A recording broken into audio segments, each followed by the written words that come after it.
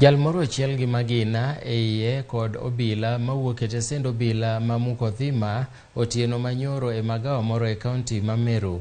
Wachore ni lweny nomuoch e kind obila no kod wuon magawa no kar saa 7 mar otieno, kendo wuon magawa no ne oriko orodho obila no ero kapok ne oringo kendo duogo gi magina manotiyo godo e monjo wuon magawa no.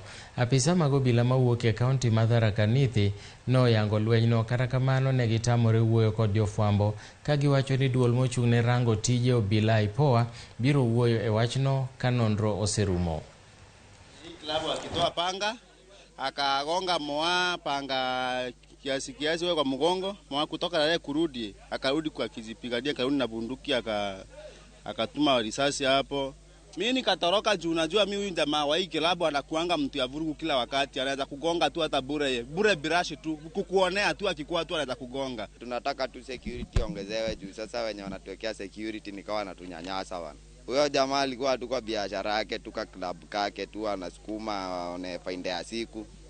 Lakini sasa imekuwa tu hasara manze. Wewe jamaa hata angaliwe bana. Vile ningetaka kuambia hawa askari wameajiriwa kwa sababu yetu na wanastahili kutulinda vile vilivyo bila kutudhurumu, kwa maana tungekuwa tuko hapa. Haiwezekani kuwa wao wako hapa. Na kama wanadhurumu wananchi katika huu uwanja, na tena ni mahali ambapo CS wa Kenya ametoka, hiyo ni madharau kubwa sana. Kwa sababu wanastahili kumheshimu Mheshimiwa Profesa Kithure Kindiki, kwa maana yeye ni kiongozi wetu pamoja na wao.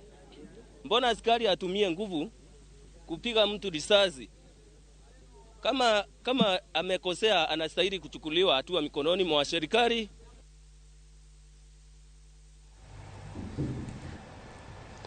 Ewe chama moko na chijario